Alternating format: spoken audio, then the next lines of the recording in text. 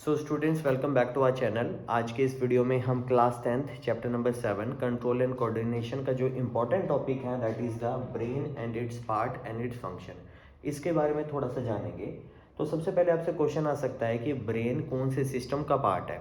जैसे कि हमारे बॉडी में बहुत सारे सिस्टम है, digestive system, respiratory system, excretory system. Same जो ब्रेन पार्ट है वो भी किसी न किसी सिस्टम का है, that is the central nervous system, CNS की फुल फॉर्म आपसे पूछ सकता है, that is the central nervous system. इसके बाद अगर हम ह्यूमन ब्रेन की बात करें तो जो भी फंक्शन, जो भी बॉडी पार्ट का कोई भी फंक्शन हम करते हैं, because of brain only we are able to do. क्यों? जैसे कि कोई भी सोचने का काम है, अभी मैं आपसे बात कर रहा हूँ, that is because of the brain only. चलना है, दौड़ना है, सोचना है, मेमोरी को स्टोर करना है, ये सारी जो चीज़ें पॉसिबल हो पाती हैं वो किस वजह से हो पाती हैं? ब्रेन के कारण ही। तो हमें इस चैप्टर में इस ब्रेन के पार्ट्स के बारे में थोड़ा सा पढ़ना है और उनके फंक्शन। देखो इंटरनेट पे जब हम सर्च करने लगते हैं तो बहुत ज़्यादा डिटेल में है, लेकिन आपको एनसीईआरटी में क्या है, क्वेश्चंस जो पेपर में क्वेश्चंस आते हैं या तो वो डायग्राम बनाने के लिए बोल सकते हैं, या ब्रेन को डिफाइन करके उसके पार्ट्स को डिफाइन करने के लिए बोल सकता है, या फिर इनके फंक्शंस। सिर्फ हमने देखा है कई बार तो सिर्फ मिड ब्रेन का फंक्शन पूछ लिया, कभी हिंड ब्रेन का पूछ लिया।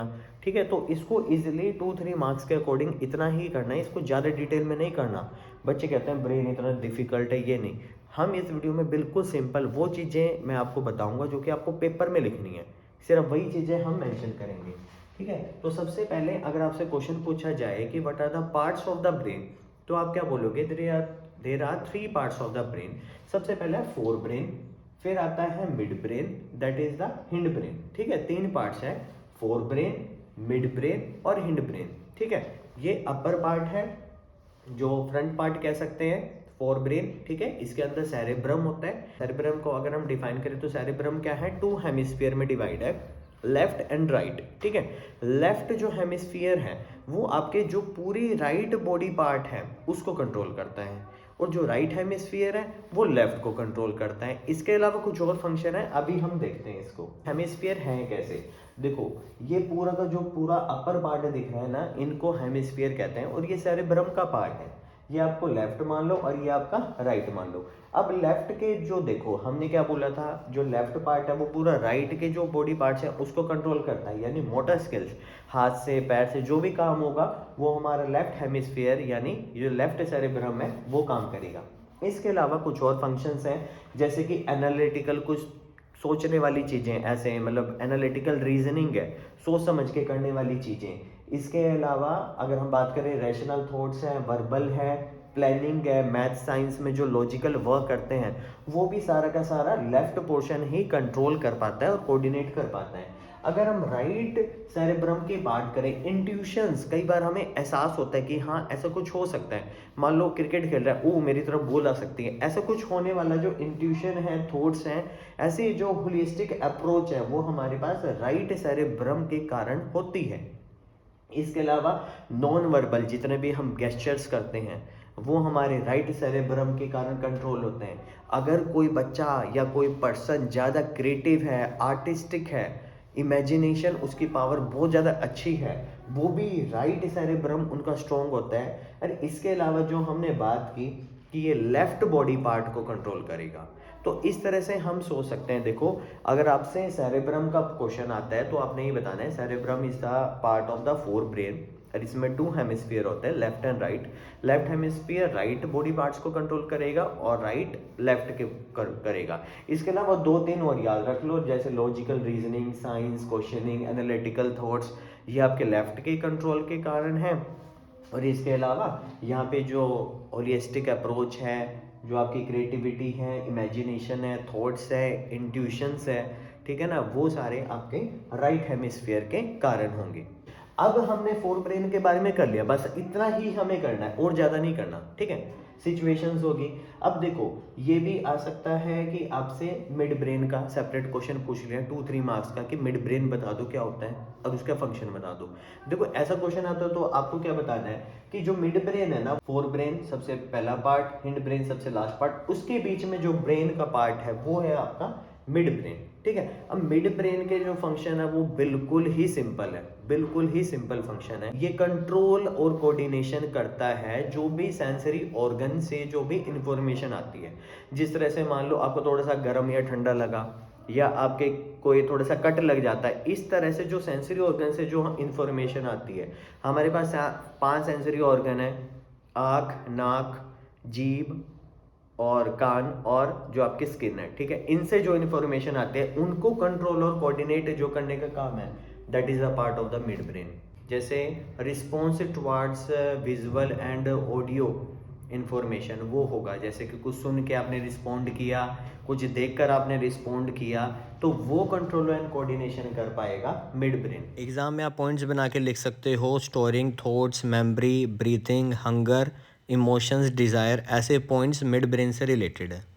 तो चलिए स्टूडेंट, अब बात करते हैं the last part of the brain, that is the hind brain. Hind brain, सबसे पहले डेफिनेशन अगर हम बात करेंगे, इट इज द लास्ट या फिर lower part of the brain, ठीक है, which is consisting of cerebellum, medulla and pons, ठीक है। तो इतना जो छोटा सा पार्ट है आपका, ठीक है, ज्यादातर जो बड़ा पार्ट है that is the front fore brain, और फिर आपका छोटा सा पार्ट आता है मिड ब्रेन, और जो लास्ट पार्ट आता है जहां से वर्टिब्रल कॉलम स्टार्ट होने वाली होती है, क्योंकि ये स्पाइनल कॉर्ड से कनेक्ट है, वही का जो अपर पार्ट है स्पाइनल कॉर्ड का, वही आपका हिंड ब्रेन कहलाता है, ठीक है। तो अब हम इसके तीनों के फंक्शन के बारे में पढ़ेंगे। तो सबसे पहले क्वेश्चन आता है, ये मोस्ट इंपॉर्टेंट क्वेश्चन भी हम कंसिडर कर सकते हैं, कि हमारी बॉडी का जो पोस्चर है वो कौन मेंटेन करता है। जैसे जिस तरह से आप चलते हैं, कुछ लोग सही से अपना कोऑर्डिनेशन नहीं कर पाते, हाथ पैर की कोऑर्डिनेशन उनकी अच्छी नहीं हो पाती, उनको साइकिल चलाने में, उनको बाकी जो डे टू डे टास्क होते हैं वो सही से नहीं कर पाते। That is because of the cerebellum, ठीक है। तो cerebellum it is a part of hind brain जो कि आपकी बॉडी का पोस्चर मेंटेन करता है। अगर सेरेबेलम स्ट्रॉन्ग है तो इस वजह से आपका बॉडी पोस्चर आप बहुत अच्छे से मेंटेन कर पाएंगे, और जिस पर्सन के सेरेबेलम में कुछ ना कुछ प्रॉब्लम या कुछ ना कुछ डिसऑर्डर आ जाता है, उस वजह से वो बॉडी पोस्चर को मेंटेन नहीं कर पाते। इसके बाद मेडुला की बात करें, medulla is also a part of hind brain जो कि हार्ट बीट, ब्रीदिंग, रेस्पिरेशन, ऐसी जो टर्म्स होती हैं इनवॉलेंटरी एक्शंस, उनको कंट्रोल करता है। जैसे कि आप हार्ट बीट को रोक नहीं सकते खुद से, क्योंकि वो आपके ब्रेन के कंट्रोल में नहीं है। एक तरीके से वो इनवॉलेंटरी एक्शंस हैं जो कि खुद ब खुदा, जब आप सोए भी होगे या कोई भी काम करोगे, हार्ट बीट कभी नहीं रुकेगी जब तक आप जिंदा हो, ठीक है। हार्ट बीट रुकने का मतलब आप जिंदा नहीं हो। और रेस्पिरेशन हो जाती है सोने के टाइम पे, या हम कभी भी इनहेल और एक्सेल करते रहते हैं, ठीक है। वो प्रोसेस जो ब्रीदिंग प्रोसेस है, that is also done by the medulla. अब बात करते हैं पोन्स की। Pons is a part of the hindbrain जो कि फेशियल एक्सप्रेशन, गेस्चर्स, इनको कंट्रोल करता है। फेशियल एक्सप्रेशंस क्यों कोई भी हो गए, इसके रिगार्डिंग इमोशंस हो गया, ठीक है, ये जो कंट्रोल होगा आपका पोन्स के द्वारा होगा। सो आई होप स्टूडेंट आपको अच्छे से समझ आ गया होगा। मैं फिर से थोड़ा सा रिकैप कर देता हूँ। Human brain it is a part of central nervous system, जिसमें आपके पास 3 पार्ट्स होंगे, फोर ब्रेन, मिड ब्रेन और हिंड ब्रेन। फोर ब्रेन में आपके 2 हेमिस्फीयर हैं जिसको सेरेब्रम बोलते हैं। मिड ब्रेन आ जाता है, और जो आपका हिंड ब्रेन है वो पोन्स, मेडुला और सेरेबेलम से मिलके बना होता है। So this is all about the brain. और यहाँ पे आ जाता है कि इसको हम स्कल कहते हैं। स्कल हमारे पूरे ब्रेन को प्रोटेक्ट रखता है, और यहाँ पे फिक्स्ड जॉइंट्स अवेलेबल होते हैं। ऐसा नहीं है कि यहाँ पे जॉइंट्स नहीं है, जो स्कल है वो भी जॉइंट से मिलके बना है, लेकिन वो फिक्स्ड जॉइंट्स है, वो इमूवेबल है, मूव नहीं कर सकते। सो आई होप आपको ये वीडियो अच्छी लगी होगी। अगर आपको वीडियो अच्छी लगी है तो हमारे चैनल से जुड़ने के लिए इस चैनल को सब्सक्राइब जरूर कर लेना।